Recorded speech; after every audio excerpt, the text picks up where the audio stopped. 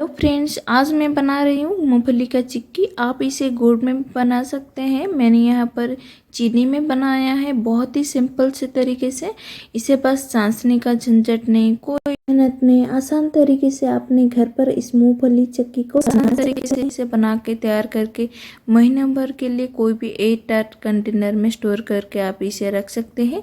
तो चलिए फटाफट से बनाना शुरू करते हैं। सबसे पहले इसे बनाने के लिए हमने यहाँ पर 200 ग्राम जितना मूंगफली लिया है। मैं मूंगफली को अच्छी तरीके से भून के इसका छिलका हटा दिया है और साफ करके रखा है।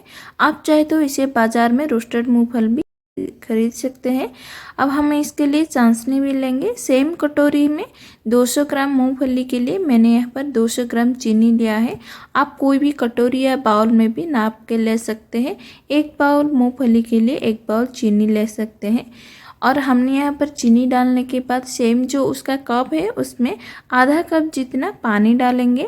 मैंने यहाँ पर आधा बाउल जितना पानी इसमें डाल दिया है और इसे कड़छी से इसे घुमाएंगे जिससे कि हमारा ये चीनी अच्छी तरीके से इसमें मेल्ट हो सके।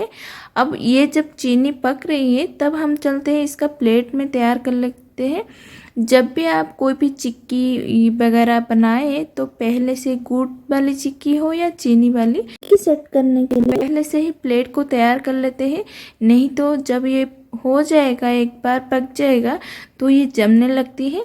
तो हमने यहाँ पर एक जो बड़ा साइज़ का प्लेट था अच्छे से इसमें घी ग्रीस कर लिया है। अब ये छोटा छोटा मैं 2 प्लेट लूँगी, उसमें भी घी ग्रीस कर लूँगी। अगर आप सेम इस प्रकार के प्लेट चाहते हैं तो 2 या 3, आपके जो मूंगफली की क्वांटिटी के हिसाब से जितना होगा के हिसाब से उतनी ही प्लेट लेना है। पर देखिए दोस्तों, चीनी अच्छी तरीके से इसमें घुल चुका है। फिर भी दाना चीनी का जो साबुत है, हम इसे इस तरीके से घुलते हुए चीनी को अच्छी तरीके से पका लेते हैं। यहाँ पर देखिए, यहाँ पर चाशनी में उबाल आ चुका है, एकदम झाग बनने लगी है। इसे हम पकाते हुए 10 मिनट हो चुका है।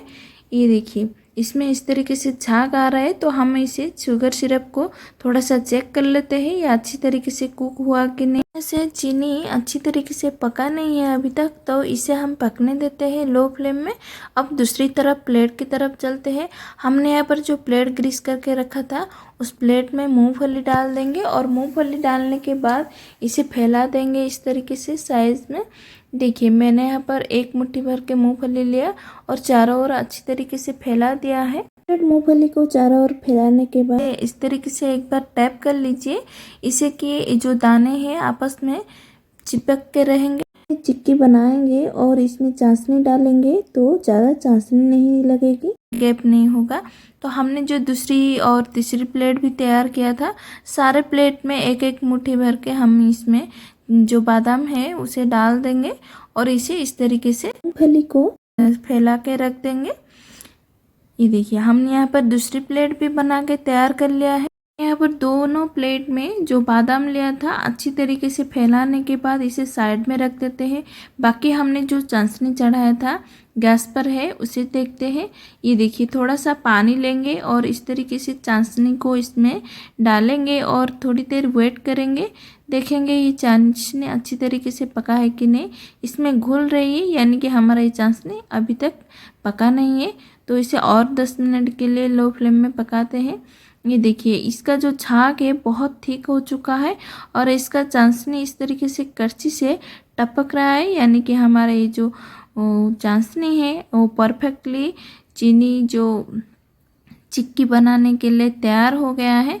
इसे रखेंगे थोड़ी देर और इसे तोड़ के दिखाते हैं। अगर ये क्रिस्पी है यानी कि टूट रहा है, यानी कि हमारा ये चाशनी बनने के लिए एकदम तैयार है। अगर हम इस तरीके से चाशनी को इकट्ठा करने के बाद इस तरीके से खींच रहे हैं और ये तार बन रहा है, यानी कि इसे और भी थोड़ी देर के लिए पकाएंगे। ये देखिए, इस चीनी में अच्छी तरीके से एकदम से इस प्रकार टपक रहा है, यानी कि हमारी चीनी चिक्की बनाने के लिए परफेक्टली तैयार हो गया है। अब गैस का फ्लेम बंद कर देंगे और जो हमने यहाँ पर जो मूंगफली को जो सजा तैयार करके रखे थे जो प्लेट को, इसमें चाशनी स्प्रेड करेंगे। इस तरीके से डालते जाएंगे। अगर आप बड़ा कोई कड़छी है या चम्मच आप इसमें डाल सकते हैं एक साथ। अगर बीच में हम इसे डालते समय अगर ठंडा हो चुका है तो आप इसमें थोड़ा सा पानी डाल के इसे गर्म करके फिर से डाल सकते हैं, कोई प्रॉब्लम नहीं होगी। ये देखिए हमने यहाँ पर चारों ओर अच्छी तरीके से इस तरीके से चीनी को, जो शीरा हमने बना के रखा था शुगर सिरप, इसमें डाल रहे हैं। आप तो इस प्रोसेस में गुड़ में भी बना सकते हैं। मूंगफली की चिक्की को सेट होने के लिए ज़्यादा समय नहीं लगती, बस इस तरीके से हल्के से टैप कर लीजिए। उसके बाद हमारा ये जो मूंगफली की चिक्की ठंडा होने के बाद एकदम तैयार हो जाएगी।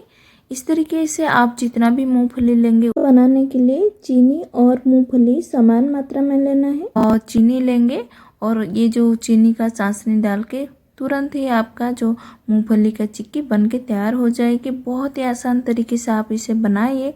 हमने यहाँ पर दूसरा प्लेट में भी चीनी का जो इसे सिरप को बना के रखा था उसे डाल दिया है। ये भी सेट होने के लिए छोड़ देते हैं। ये जब 10 या 15 मिनट में रूम टेम्परेचर पर अच्छी तरीके से ठंडा हो जाएगा तब हम इसे निकालते हैं। ये हमने यहाँ पर तीसरी प्लेट भी जो सजाया था उसमें भी डाल दिया है। इसे 10 मिनट के लिए इसे रूम टेम्परेचर पर छोड़ने के बाद ये देखिए बहुत ही सिंपल तरीके से हमारा ये मूंगफली की चिक्की बन के तैयार हो गया है।